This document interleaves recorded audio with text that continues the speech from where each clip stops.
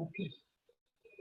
So, our topic is growing wealth through investments. Bakit po mahalaga na maintindihan natin ang topic na ito? Kasi, tayong mga nagtatrabaho, tayo ay mga money machines. Katulad ng isang ATM machine, di ba po, pag nag, nagpasok ka ng card mo sa ATM machine, dahil merong laman yung machine, di ba, maglalabas siya ng pera. So, tayo naman po mga nagtatrabaho, kapag tayo ay render ng service sa ating opisina o kung saan man po tayo nagnegosyo, di ba? Nakaka-produce po tayo ng pera. Pero alam natin na hindi habang panahon po kaya natin gawin yon. Kaya kailangan matutunan natin po itong investments. Kasi ito yung papalit sa atin na money machine. Okay?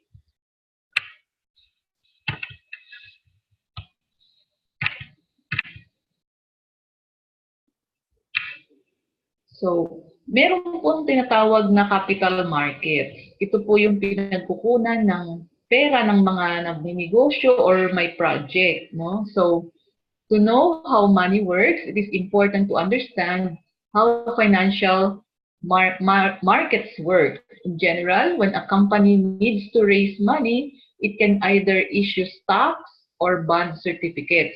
So, ito po ay mga legal documents po to. So, kapag po first time na i-issue yung stocks or bonds, so ito yung tinatawag natin pong first market. So the company sells shares of stocks and bonds through an initial public offering or IPO. Okay? So ito yung unang pagbenta ng mga stocks and bond certificates. So ito yung tinatawag pong securities. Yung secondary market naman po is after the initial public offering. So meron tayong tinatawag pong stock market where investors can buy, sell, and trade these certificates. So tayo po, yung pag-aaralan natin ay dito na po sa yung secondary market. No? Kasi we will talk about mutual funds.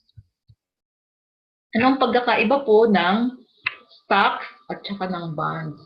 So a stock is an instrument that signifies ownership, equity, ownership in a corporation and represents a proportionate claim on a company's assets and profits. So pag stocks po ang binili natin, ibig sabihin meron tayong, hindi tayo nagpautang kundi tayo ay part owner po nung kumpanya or part owner tayo ng mutual fund company.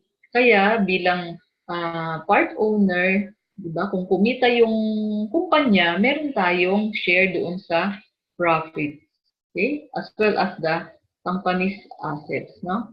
Pag naman bonds po ang ating binili, it is an instrument of indebtedness of the bond issuer to the holder. So, ang nangungutang po is an institution, no? Kaya bonds po yung instrument. So I hope malinaw po yan.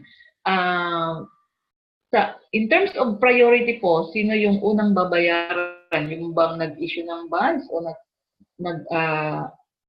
sino ba yung unang ipa-prioritize po sa isang corporation? Siyempre, ang unang babayaran po muna ay yung mga pinagkautangan ng corporation. Kaya yung yung owner ng corporation, siya yung huli, no? Pero kahit nahuli siyang babayaran, pag naman po malaki ang kita nung corporation, yung malaking share ng kita. Kasi po yung pinagkakautangan, ang babayaran lang doon yung kung anong napag-usapan na interest. No? So, pag-usapan naman natin po kung ano ang tinatawag na market index. Diba, pag nanood po kayo ng TV, o kayo nagla-log on po kayo sa internet, meron kayong mga mababasa po na Dow Jones, diba? And the Standard and Poor 500. So, mga po to, technical terms po to, ito yung mga stock market indexes, no? So, an index is a statistical indicator used to measure and report changes in the market value of a group of stocks. So, ibig sabihin po, di ba, pag tumaas yung index, ibig sabihin maganda, di ba, ang performance ng mga kumpanya na kasama po doon sa minomonitor na yon, no? The rise and fall of those numbers on any given day provide you an idea of how the index is performing and the way the market is doing in general. So kasi po usually ang mga sinasama po ditong mga companies sa index na to ay yung malalaki talaga mga kumpanya. So keep in mind, however, that the market indexes are unmanaged and it is not possible to invest directly in an index. So ito po yung indicator lang, no? So kumbaga pinili yung mga kumpanya kaya parang wala namang pong nakakapag-invest sa market index. Ano lang yun? Indicator, no? Kumbaga sa thermometer, di ba, nagbibigay ng so itong market index, ganun din po sa stock market. Dow Jones Industrial Average is the most widely known index in the world. It measures most of the 30 of the most powerful companies in America. Most people consider it the barometer of the US stock market. However, it does not reflect smaller-sized companies. So, meron po maliliit na mga kumpanya na maganda na ang performance pero since hindi sila kasama dun sa 30 most powerful companies, hindi sila reflected sa Dow Jones Industrial Average. So, ito po yung 2017, July 2017 components po ng Dow Jones. No? So, kilala natin po ang mga kumpanyang to, di ba? 3M, American Express, Apple, Coca-Cola, General Electric, IBM, JP Morgan and Chase. Ang ibang mga kumpanya nga po nito is nandito sila sa Pilipinas, no? Meron silang dito kumbaga opisina, no? Pfizer, Procter and Gamble, McDonald's, Intel, and so on, no? So ito yung powerful na mga company sa US. Ano naman po yung S&P 500, no? It's the indicator of 500 large cap companies and covers about 70% of the entire US equity value. These companies represent all major sectors of the US economy. So, ang mga kumpanyang to po ay mga manufacturing, di ba? Financial companies, healthcare, technology, energy, retail, and pharmaceutical. So, mas marami compared dun sa Dow Jones po na 30 lang, ito ay 500 companies, no? So it better reflects the US market than the Dow Jones and is more frequently quoted by financial experts. So meron pong another index naman, the Nasdaq Composite Index. So it lists the stocks of over 4,000 companies in its market. It is heavily weighted towards technology stocks with well-known names like Apple, Google, Microsoft, Cisco, Intel, Tesla, Netflix, and Amazon. So, mas maraming companies po yung covered dito sa index na ito. Okay. So, yun po yung napag-usapan natin ay mga market index sa US. Outside US, indexes that track the stocks of big companies throughout the world are the Hang Seng in Hong Kong, Euro Stoxx 50 in Europe, the Nikkei 225 in Japan, and so on. No? Marami pa pong iba. So these indexes are highly observed and have global impact affecting not only companies but also economies all over the world. So pag nanood po tayo ng TV at makikita natin tong mga indexes, no, na may mention po, naka-flash ko sa TV, at least meron na po tayong idea kung ano ba ang mga to, no? Before this webinar, siguro hindi nyo alam kung anong mga to. Kaya nakakatuwa pong mag-study talaga kasi nadadagdagan ang vocabulary natin. Okay? Sa Pilipinas naman po, meron naman tayong siyempre, no? Philippine Stock Exchange Composite Index, PSEI, pero formerly called P6. It is the benchmark that measures the performance of the Philippine stock market.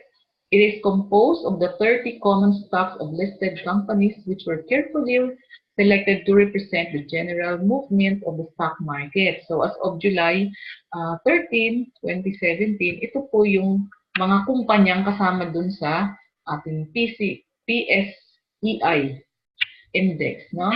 So ayan yung Ayala Corporation, Ayala Land, BPI, First Gen Corporation, and so on po, no? halos malalaking kumpanya, sino bang di nakakilala ng Jollibee, di ba? Mega World, and JG Summit, si Gokong Wei yan, no? Robinson's Land, mga real estate, di ba? Mga holding corporations, ayan, BDO, Unibank, yung malalaking bangko, di ba? PLDT, San Miguel. So, ano din siya, no? Halo-halo din. Okay? So, di ba sa balita na kikita rin natin ito sa business news. Okay? So, ito po yung trend, no, ng Philippine Stock Exchange Index, no, from 1986 to 2017. So, ano po bang nakikita natin? Di ba up and down, and the movement repeats over time, pero generally po, hindi na bumabalik dun sa dati, no? Okay, so mamaya mas maintindihan natin yan. Okay? Ano naman po yung money market? So it's market for short-term, low-risk securities such as treasury bills, bank certificate of deposits, commercial bonds, and other debt issues by corporations or the government. So ito naman yung parang low risk, no? Kasi mga ano to eh, kumbaga money market, no? For those who are kumbaga mga taong takot, di ba? So ito naman yung para sa kanila. Ngayon, meron po tayong tinatawag na money market accounts and then money market funds. So magkaiba po sila. Yung money market accounts are usually offered through banks. So mga bangko po ang nagdi-distribute or makakabili kayo nito sa bangko. So they generally give better returns than savings accounts and provide easy access to money when you need it. Kaya lang po ang nito, mataas ang kailangan na deposit amount para makaparticipate ka. Whereas your money market funds are mutual funds with money market portfolios. Okay. So, nababanggit ko na po kung ano yung mutual funds. So, ano ba ang definition nito? It's money pulled from a certain number of investors. Each fund has a specific mandate or purpose and a professional fund manager who invests the money based on the specific strategy and goal of the fund. So marami pong mutual fund. Siyempre sa US, napakarami. Sa Pilipinas, marami na rin po, pero konti pa lang din compared to other developed countries.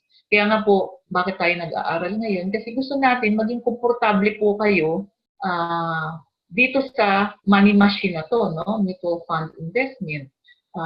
So, binabanggit po dito na maraming investors po ang naglalagay ng pera nila sa mutual fund. Kaya ng mutual, di ba? From the word mutual, so marami. Pooling of money. Pero, merong namamahala dun sa pera, no? Professional money managers invest in a diversified portfolio of security. So, pwede natin ipagkatiwala yung pera natin sa mga money managers na to kasi they are accountable, di ba? At saka experts po sila compared sa atin, no? So, they keep funds under constant supervision. At meron din pong government, entity na nagsusupervise sa mga mutual funds, no? Securities and Exchange Commission. So, they use their knowledge of securities and changing market conditions. Minsan po hindi natin maintindihan bakit bumagsak, bakit bumagsak ang market. Pero itong mga professional money managers, since ang background po nila, education pala at saka work experience, is really about economy, no? About fund, fund managing. So, we can entrust our money to them, no? So, they invest the pooled assets in many different companies in a variety of industries. So, yun ang kagandahan po sa mutual fund kasi you don't put your egg in one basket. Or the fund managers did not put your money in just one company. So sabi nga dito, different companies and variety of industries, no? Katulad ng nakita niyo po kanina, yung mga companies na nakita natin, di ba, iba-ibang line of business. As an investor, you own shares in proportion to your investment, no? So, syempre, pag konti ang nilagay mo, kaunting shares. Pag maraming nilagay mong pera, di mas maraming shares ang nabili mo. and you receive your proportionate share of any earnings on the investment of the funds, no? Siyempre, although pare-pareho ng rate of return, pero siyempre, yung pinakamadaming ininvest na shares, di ba? Yung mabiling shares, yun ang mas maraming, kumbaga, share doon sa earnings din. Kasi per share yung earnings. Okay? So, we can classify mutual funds into bond fund or tinatawag na fixed income funds. So, saan ba in-invest kapag ganitong bond fund? No? Sa government security. So, ang umuutang ng pera or gumagamit ng pera, yung gobyerno. Dapat po bang magtiwala sa sa gobyerno, no? Wala pa naman po tayong nabalitaan na gobyerno nagsara, no? In fact, it's the biggest corporation ang government, no? The largest corporation in any country. So, they can collect taxes, di ba? Para mabayaran po yung utang na yan. And of course, they are there, no? Ang gobyerno ay bilang isang corporation din, hindi namamatay, no? So tuloy-tuloy. And then yung stock equity funds, these are invested in talagang stocks, no? Hindi pagkakautang kundi sa mga kumpanyang kikita ng yung magkakaroon ng earnings no, in the future. So balance fund naman po is a combination of equity, investment, and fixed income instruments. So, kumbaga po, konting or pwedeng 50-50 ng equity, 50% ng fixed income. So, depende yan sa magmamanage mo. Pero meron din rate of return na hinahabol po kapag balance mutual fund. So, it's between bond and stocks, no? So, usually for beginners na limited ang pera at hindi niya malaman pa kung sa low risk or sa fixed income mutual fund or sa stocks, pwedeng mag-umpisa muna sa balance. Pero kung meron po kayong enough money to open both bond fund and stock mutual fund, so parang balance na rin yung inyong portfolio. Okay? A mutual fund allows the average person to have an equal investment opportunities with the wealthy. Mga wealthy people lang naman po kasi ang talagang nakakapag-operate ng business. Di ba, kita mo naman yung mga negosyo na malalaki sa Pilipinas, di ba? Parang tuloy-tuloy ang nila, kita ng pera from their business. Pero para naman po yung working class, di ba? Yung small business person. So yan, ito yung mutual funds opportunity na maisakay natin ang pera ng average person sa pera ng mayayaman, no? Yan, you can earn what the wealthy are earning through a mutual fund. Ano naman po ang advantages ng mutual fund? So, ang iba nito, nabanggit ko na kanina, like professional management. Di ba kung tayo lang magmamanage ng pera natin, ano bang naiisip natin na way para i-grow ang money natin? Pag taga-probinsya, di ba po, piggery, yung poultry, farming, usually yun ang ginagawa. Kaya lang, iba po yung sa mutual fund, no? Professional, dedicated professional manager with investment expertise in researching, selecting, and monitoring the performance of the security purchases ang nagmamanage ng pera. Kaya it's an advantage. Another one is diversification. When you diversify, you lower your risk because you do not put all your eggs in one basket. Okay? The money will be spread among different stocks, bonds, and other assets. No? So, ang mutual fund, meron din po siyang nilalagay sa cash, no? Mini-maintain as cash. Kaya po meron liquidity, advantage of liquidity, wherein you can get in or get out of the mutual fund easily. Madaling ibenta yung shares mo sa mutual fund kasi sino ba ang bibili? Edi yung mutual fund, no? Because meron siyang cash to really pay for those who will redeem their shares. It means you can easily invest and easily withdraw your funds in a mutual fund. Yun po ibig sabihin ng liquidity. And then low investment minimums, the minimum required investment amount for most mutual funds Dati po 5,000, no? Siyempre meron mga mas mataas sa 5,000.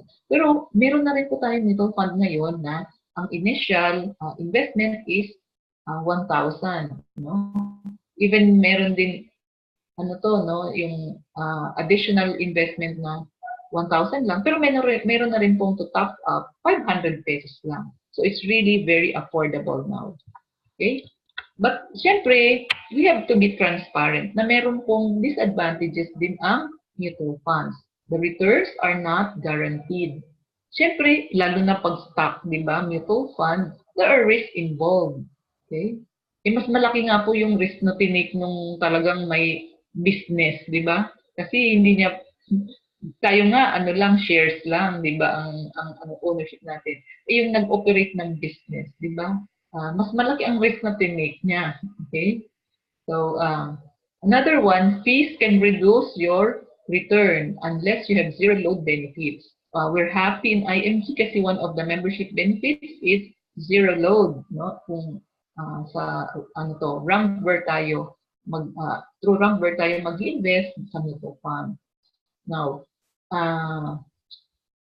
meron pong fees talaga ang ano, especially sa pagre-redeem, no? Kasi meron pong tinatawag na holding period ang mutual funds. Liquid po ang mutual funds, meaning you can redeem it anytime. Pero if you redeem it, no, na ano to, yung hindi pa lumagpas sa holding period, merong fees, di ba? Exit fees. Kaya yun sabi dito, you can lose money, no? Pwedeng mabawasan, let's say 10,000 yung nilagay mo, pero pwedeng mabawasan yung money mo because of the fees, kasi kung niredeem mo ng ano to, not beyond the ano to, holding period. Or another thing, talagang nag-fluctuate, no? Nabili mo ng mura, katulad ng mga may nag-invest sa 2018, early part of 2018, and then towards the latter part of 2018, pababa na yung ano to, yung price. So, they lost money. Kasi, dapat long-term po ang ano, mutual funds, eh, ginawang parang short-term investment. Eh, talagang you can lose money pag nagpalit ka po ng goal sa iyong investment. Pero you can also make money through mutual funds. Di ba sabi ko pa, machine, no? Money machine din ang mutual funds kasi income can come from dividends and bond interest. Yung dividends po, yan yung ano to, share ng mga investors doon sa kinita ng corporation. Ang bond interest naman, di alam naman po nyo pag, di ba, pag nagpautang ka, di ba, babayaran yung capital plus the interest. Okay? So, ang earnings doon is the interest. Another one is through capital gains. Ang mga mutual fund companies po, mayroong mga mutual fund companies na noon pa, binili na nila yung mga shares, no? Let's say shares ng Jollibee, okay? So, pwedeng nabili nila ng mura, no? Now, yung capital gains, which is the price of the securities a fund owes them, no? Bawa, binibili lang, lalo na kung initial public offering, no? Most of them, piso lang or 10 pesos lang or 100 pesos lang. Pero after that, di ba, nag-increase na. So that is called the capital gain. And the gain will be distributed back to the investors. Kasi po ang fund manager can buy, can sell, di ba? Although tayo, we can hold on to the shares, to our mutual fund shares. Pero kung tayo naman ang nag-decide na po na magbenta ng ating shares, di ba? So yan, yung increase net asset value, let's say you purchase it at 5 pesos and then when you sold your mutual fund shares back to the mutual fund company, ang higher na po ang price, then nagkaroon ka rin po ng gain. Okay? So, kaya po, money machine talaga ang mutual fund. Basta tama po yung ating, kumbaga mga decision kapag tayo ay magre-redeem, no? Huwag ka lang magre-redeem pag malulugi ka, hindi ka malulugi. Okay? So, let me explain further kung ano po yung NAV, net asset value. So, it's similar to the stock price of a company. It measures the value of one share of the fund. No? So, ito accounting, parang accounting formula po to, no? Kasi assets minus liabilities. Kasi ang yung asset ng corporation po minus liabilities, yung mga bayarin, no? Yung matira noon, yung equity, stockholders equity, yun na po yung pag dinivide mo yun by the outstanding shares, yun na yung NAV, price per share. So example natin, fund ABC, no, has 10,000 shares. At the end of the trading, it has 150,000 worth of securities and 50,000 cash. So itong 150,000 securities and cash yun yung asset. So that's 200,000. Now, ima-minus natin yung 80,000 liability. So ang matitira po ay 120,000 divided by 10,000 shares. So the NAV for that day is 12 pesos per share. Okay? So, ganyan lang po kasimple yung NAV, no? Yung equity ng mutual fund. Okay, meron tayong notes about mutual fund. In general, any income or capital gain that an investor receives is taxed. Ang maganda lang po sa mutual fund kasi deferred yung tax. Di ba napansin nyo sa inyong mga savings account, di ba? So, let's say, every quarter, ano yung kinita na interest ng inyong savings account, yun na minusan na. Kahit hindi nyo wini-withdraw. Wini-withdraw pa, di ba? So, natatax na kaagad siya. Okay, sa mutual fund po, deferred. A mutual fund's yield or share price and investment return will fluctuate. O yun yung guaranteed, di ba? Na ano dyan. It means investors may receive more or less than what they originally invested when shares are redeemed. Okay? So may mga example po ako ng mga members na invest sa mutual fund, di ba? And then biglang yung mutual fund naging emergency fund, no? Talagang wala na daw talagang cash, so pinatch na yung investment. Kaya meron silang lugi, di ba? Nabawasan yung original cost na nila, ininvest nung nag-redeem sila. Kasi kung hindi sana pinatch po, kahit na bumaba ang NAV, it's unrealized loss or just paper loss, no? Hindi siya realized. Pero pag ni-redeem mo ng mas mababa yung NAV kaysa sa pagkabili mo, talagang loss na po yan. So, before investing, consider any mutual fund's investment objectives, risk, charges, and expenses. Kaya po, nag-ano talaga tayo, nag-i-invest tayo ng time to teach you, di ba, the concepts, para walang sisihan, no? Kasi sa investment, di ba, kanya-kanya po tayo ng, kumbaga, pag-decide. So, wag natin iasa na, kaya, nagsisisi ang iba kasi, they don't understand yet yung concept and then nag-jump na agad.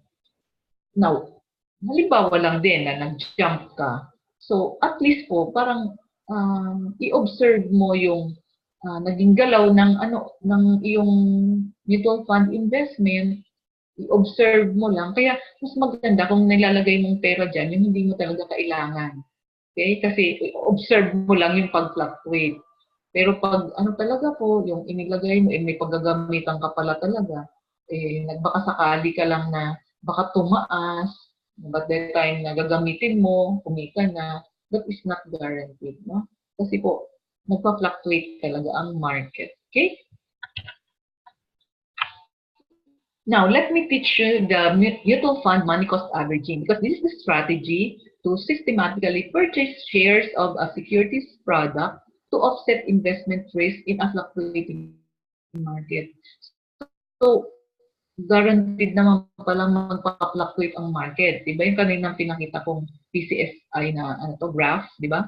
Talagang up and down, up and down. Pero ang kagandahan, kahit nag-up and down, pataas siya. Kaya lang, yung mga short periods, talagang merong down. Now, the strategy is very simple. A constant amount is invested at a specific time interval. So, ang makokontrol mo lang yung yung money na i-invest mo. Pero yung presyo hindi natin, it's really out of control. But as the price of the given product fluctuates, the same amount of money invested will purchase more number of shares when the price is low and less number of shares when the price is high. So, kaya po pag na tayo, yung educated na tayo tungkol sa mutual fund, inaabangan natin talaga, di ba? Yung pag down ang market, ka, di ba? Masaya ka kasi alam mo, mas maraming shares ang mabibili ng pera mo, no?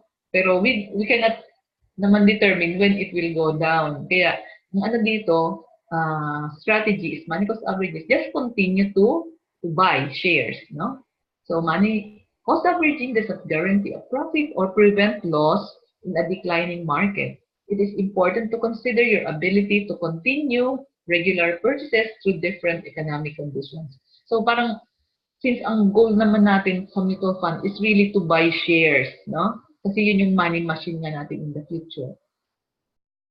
So, ang ano mo lang goal is padamihin yung share, no? Meron din po kasi akong member, abay nag-open lang 5,000. Until now, hindi dinadagdagan. Eh, syempre, hindi talaga yun magiging money machine kasi 5,000 pesos lang po, magkano lang, ilang shares lang yon, no?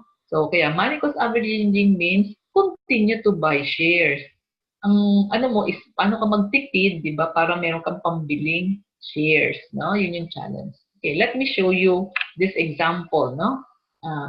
So, it will be emphasized in this example that time, not timing, is a better ally to build wealth for your family. So, yung panahon ko, yung haba ng panahon na makakabili ka ng shares, yun ang ano talaga dapat natin gawin, no? Bumili ng bumili. So, dito, nag-decide siya na, theoretical lang po ito ha, wala namang 100 pesos talagang pangbilin mutual fund. Usually, sabi ko, it's either 1,000 or merong mutual fund 500.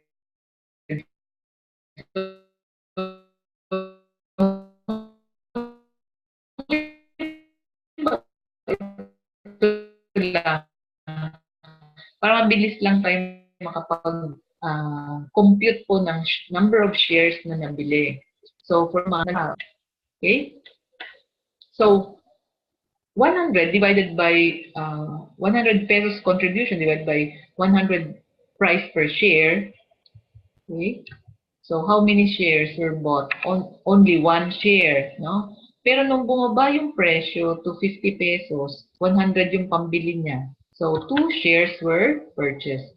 The price per share declined further to 25 pesos. So, yung 100 niya was able to buy 4 shares. And then, bumaba palalo sa 20 yung price per share, the 100 pesos purchased 5 shares. Diba sabi natin sa lalo na stock market, what goes down will recover. We just don't know when. So, nag-recover yung price. It became 25 again. So, 100 divided by 25 pesos equals 4 shares. And 100 divided by 50 is 2 shares. If at this point, we want to compute kung kumita ba or hindi, no? Nag-fluctuate yung price, pero nagtuloy-tuloy lang ng pagbili ng shares. So, with the prevailing price of 50 pesos per share, ibebenta yung total accumulated na 18 shares, ibebenta, or i-compute lang muna natin, no? Kung yung value na after 6 months. So, 18 shares times 50 pesos is 900. Less yung actual na kinontribute na 600 for 6 months. Magkano yung gain after 6 months? It's 300 pesos. That's 50% over 6 months or 8.33% per month. O, di ba? Sa example na to, ano naman kaya ang masasabi dun sa 0.25% per year, no? Savings account. Eh, di mas maigi pa rin po talaga ito, no? Yung sa example na to. But it's not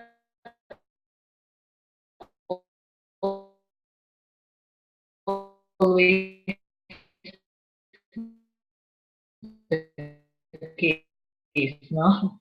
Ang pinakita lang po natin dito, yung advantage lang po talaga kapag nag-invest sa mutual fund, itong tatlong scenarios na to, lahat yan mararanasan mo. Okay? So, scenario 1 is price is going up. Lagi bang dapat tayo magsaya kung pataas ng pataas ang price per share ng mutual fund? Yes, pwedeng magsaya kasi yung binili mo ng levels, diba, after 6 months, naging na siyang 20 pesos per share. Pero anong napapansin nyo? Dahil constant yung amount na ini-invest, So, pakonti ng pakonti yung shares na bibili niya, no? So, from 100 pesos divided by 10 equals 10 shares. Nung naging 12 pesos per share niya, 8.33 na lang na shares. Nung naging 16 pesos, 7.14 shares na lang. Nung naging 18 pesos, di ba? Naging 6.25 shares na lang. And then, nung naging 20 pesos, 5 shares na lang, no? Okay? So, total number of shares is 42.28. Now, if we will account whether nagkaroon ba ng gain, no, after 6 months, multiply yung total na 42.28 shares by 20, it's 845.60 minus 600 pesos actual contribution equals 245.60. So that's 41% gain over 6 months or 6.8% per month. Paper gain kasi kung hindi naman binenta. Okay. So ito naman pong next scenario, bumaba and then bumalik dun sa original na price per share, no? So ito so in the first month, yung 100 pesos nakabili ng 10 shares kasi at 10 pesos per share. And then dito sa second month, 7 pesos per share. So 100 divided 7 pesos, it's 14.29. And then nung naging 5 pesos, 100 divided by 5 pesos per share, 20 equals 20 shares. And then nung naging 6, 100 divided by 6 is 16.67 shares. And 100 divided by, anyway, that's 14.29 shares. And on the 6th month, bumalik sa 10 pesos per share. So, nakabili ng 10 shares. Total shares is 85.25. So, tingnan nyo po, nung nag-fluctuate, di ba, nag-fluctuate ang price, mas maraming shares ang nabili compared dun sa consistent na pataas yung price, 42.28 shares lang. Okay? Now, although ang last share is 10 pesos dito sa scenario 2, multiplied by 85.25 shares is 852.50 minus the actual contribution of 600 pesos. Magkano yung gain after 6 months? It's 252.50 or 42% over 6 months or 7% per month. Mataas pa rin, di ba? Even better than the previous scenario. So, scenario 3, sa graph pa lang, mukhang parang pangit, di ba? Bumaba kasi hindi na nakabalik sa dating price. Okay? So, pero kung in-apply mo yung money cost averaging, di ba? The same amount of money was contributed, pero sa unang month, di ba, na 10 shares lang, sa pangalawang month, 25 shares ang nabili ng 100. And on the third month, 50 shares. Kasi 2 pesos per share na lang. No? And the fourth month, di ba, 1 peso na lang, di 100 shares. No? On the fifth month, bumalik sa 2 pesos per share. Nakabili ng 50 shares. And on the last month, no, 22.22 shares ang nabili. Total of 257.22. Tingnan natin, di ba? Very obvious dito na when money cost averaging was applied, pinakamaraming shares ang nabili sa third scenario. Kahit na nga, yung sa graph, mukhang parang di siya attractive. So, multiply na natin yung 257.22 shares by 450, which is the last price, yung price on the 6th month. Total value is 1,157.49. Minus natin yung contribution na 600 pesos. Magkano yung gain after 6 months? It's 557.49 pesos or 92.9% over 6 months. If you average that, that's 15.5% per month. Wow! Napakalaki, di ba? Pero ito po ay theoretical kasi just to illustrate yung paano po yung money cost averaging. So I hope na intindihan natin po yung money cost averaging. So kung tatanungin ko yun, anong gusto yung scenario? Scenario 1, 2, or 3? Siguro sabihin nyo, scenario 3. But hindi naman laging scenario 3 all the time, no? All of these three scenarios, you will experience that if you're a long-term investor of mutual funds. Okay, so balik tayo dito sa graph na to ng Philippine Stock Exchange from 1986 to 2017. Alala niyo po ba kung anong nangyari noong 1986? Okay, yung millennials, alam ba nila? Pero kaming mga millennials, alam na, 1986, di ba, yan yung EDSA revolution. So talagang affected yung economy natin kasi nga medyo hindi maganda yung lagay ng government at the time. And of course, na-follow kayo ng mga crisis like yung sa energy, no? Yung power crisis during the Ramos administration. And then, 1998, di ba, nagkaroon din ng Asian financial crisis, no? Na apektuhan din tayo doon. And then, EDSA 2, power revolution, di ba? Bumagsak ulit. And then, of course, hindi natin kagustuhan yung nangyari po sa US housing bubble pops in 2008. Okay? Kaya talagang bumaba. Pero tingnan naman, naka-recover din yung market, no? Philippine Stock Exchange market from 2010, di ba, to 2014, 2015. Pero syempre, meron namang mga ups and downs. Kaya nga itong recent, di ba, 2018, bumagsak. Ngayon, syempre, ang tanong, tumigil ba ng pag-operate yung mga kumpanyang kasama doon sa PSCI na yon? Di ba hindi? Nag-expand pa nga. Kaya lang since market, no? Yung sentiments po ng investors, yun yung di natin ma-control, di ba? Kasi nobody can be stopped from selling their shares at a lower price, no? Kasi pag merong talaga gusto niyang i-convert na yung shares niya sa cash, you cannot stop that. And that will affect, of course, the price of the share. So, pero pag ang sentiment naman po ng mga investors, they are greedy, they want to buy more, di ba? Yun na yung tumataas naman yung presyo. Okay? So, kaya ang lang natin po, ang natutunan natin ngayong gabi, di ba? Kaysa wala po kayong gagawin, di ba? Yung old style pa rin, ilagay ang pera sa sa piggy bank, ilagay ang pera sa ilalim ng unan, sa ilalim ng bed. Mas maganda po na start kayo ng ng maliliit na amounts lang muna, no? Like minimum to open, minimum to top up, and then your mind will comprehend po pag nakikita mo na yung trend.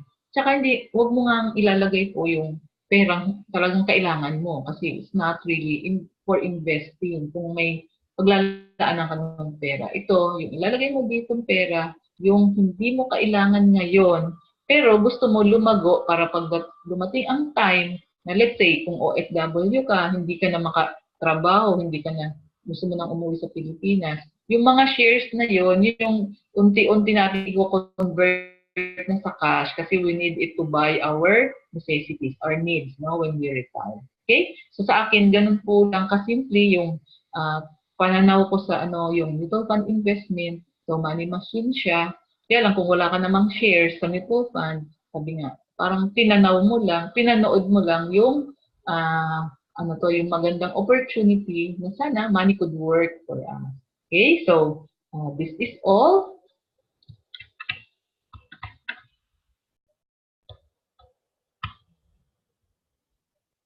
Ayan, nandiyan pa po ba kayo? So at this time, ang gagawin na lang po natin is to entertain questions kung meron po kayo kasi we have enough time, no? To entertain. Ayan, thank you Miss May for the feedback. Okay, kasi hindi ko kayo nakikita kanina. So, meron po bang tanong?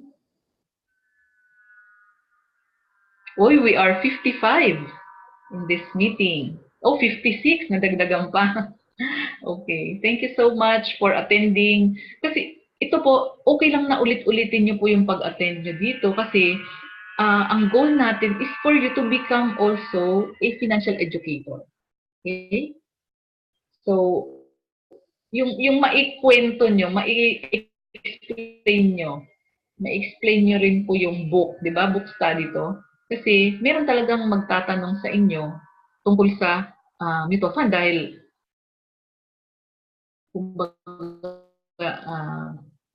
kumbaga, alam, maraming tao curious na, no? Oy, thank you. Filma, welcome. So, gusto niyo po bang gamitin yung time para magtanong? Huwag kayo mahiya. Kasi pag nagtanong po kayo, hindi naman ibig sabihin po, hindi niyo naintindihan, hindi. Gusto niyo lang i-clarify. Malay niyo po, yung tanong niyo maka-enlighten para sa iba. Okay? Welcome, Sonia. Welcome, Miss Beth. And Miss Girly. And, Miss Melody, good night na yata.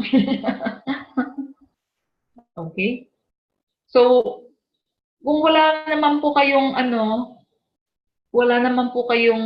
itatanong na, so I will end this meeting kasi baka may mga gagawin pa po kayo, may mga appointment pa kayo. I will not hold you. And I also want to go home early. Okay? So ano po? Shall we end this meeting already? Thank you, Miss Jean. This is Grace. Ay, Crystal. See you later, ma'am. Okay. Okay, so good night everyone. Abangan nyo po kasi pag Wednesday naman, about mutual funds, pero talagang yung product na ang i-discuss. Ang i-discuss lang natin kasi ngayon, yung laman, yung content po ng libro. Para kung meron man po kayong sinera ng libro at ma-encounter niya yung pages na yun, yung study natin ngayong gabi, hindi naman po kayo kakamot ng ulo nyo na hindi nyo alam, no? At least meron kayong masasabi. Okay? So, welcome to all those who express their, gratitude. Okay? So, good night. Night po, and thank you again. Bye-bye po. Okay. Welcome. Okay. Just keep on attending trainings, no? And take down notes or yung mga libro nyo po, pwede nyo yan i-highlight, encircle nyo or what, ha? Basta yung makatulong po na mas maintindihan. Okay, sige. Good night. Bye-bye. Bye po.